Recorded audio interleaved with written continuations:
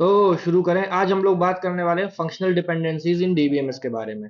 अगर हम database management system की बात करें तो यहाँ पे हम लोग के पास जो हम लोग डेटा स्टोर रखते हैं वो हमारा टेबल की फॉर्म में होता है। अब जब टेबल की फॉर्म में डेटा होता है तो हमारे पास यहाँ पे एक स्टूडेंट नाम की टेबल है जहाँ पे स्टूडेंट आईडी, स्टूडेंट नेम और कोर्स हमारे पास डिसाइडेड है। यहाँ पे स्टूडेंट की आईडी दी गई है, यहाँ पे नेम दिया गया और यहाँ पे उसके कोर्स के बारे में बताया गया है।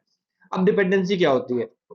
जैसे मान लीजिए हमारे पास स्टूडेंट आईडी है और स्टूडेंट नेम है तो जो मैथ्स कोर्स है ये जॉन के लिए भी मैथ्स ही है और ये स्टूडेंट आईडी 101 के लिए भी मैथ्स ही है। मतलब इन दोनों के लिए क्या है, ये मैथ्स ही है और कुछ नहीं है।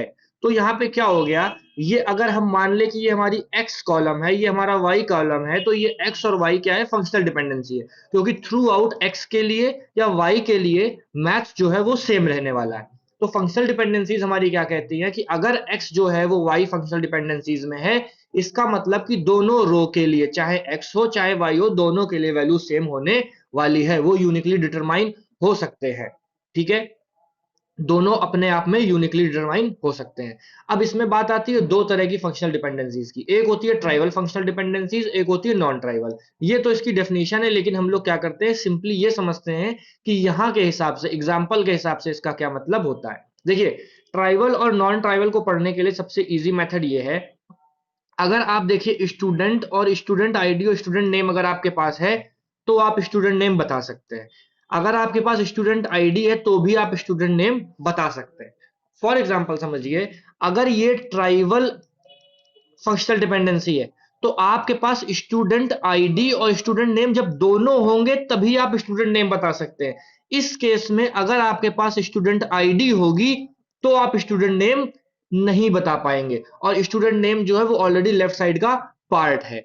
लेकिन नॉन ट्राइवल में हम लोग क्या बोलते हैं कि स्टूडेंट आईडी होगी तो भी हम स्टूडेंट नेम बता सकेंगे, जबकि स्टूडेंट नेम जो है वो स्टूडेंट आईडी का पार्ट नहीं है उसके बावजूद भी। इसीलिए हम कहते हैं कि ट्राइबल डिपेंडेंसी लेस यूजफुल होती है डेटाबेस डिजाइन में, नॉन ट्राइबल जो होती है वो ज्यादा इस्तेमाल होती है डेटा नॉर्मलाइजेशन में और डेटा रिडंडेंसी में, डेटा को कम करने के लिए। ठीक है, तो यहाँ पे कहने का मतलब है जब हमारे पास आईडी और नेम दोनों होगा तभी हम नेम बता पाएंगे ट्राइबल के केस में। लेकिन नॉन ट्राइबल केस में अगर हमारे पास स्टूडेंट आईडी हो तो भी हम स्टूडेंट का नेम बता देंगे। और ये इनकी डेफिनेशन है ट्राइवल की, कि फंक्शनल डिपेंडेंसी ट्राइवल होती है अगर राइट साइड की डिपेंडेंसी जो होती है वो सबसेट होती है लेफ्ट साइड का। अगर ए बी है तो ए जो है इसी का पार्ट है, ए और बी का, तो ये ट्राइवल है। नॉन ट्राइवल में क्या है कि राइट साइड का पार्ट नहीं होती है, ए जो है वो बी की नॉन ट्राइवल है, मतलब बी ए का पार्ट नहीं है, तो ये नॉन ट्राइवल है। ठीक है, आई होप सो आपको समझ में आया होगा। तो फिर मिलते हैं अगले वीडियो में, तब तक के लिए thank you, have a nice day.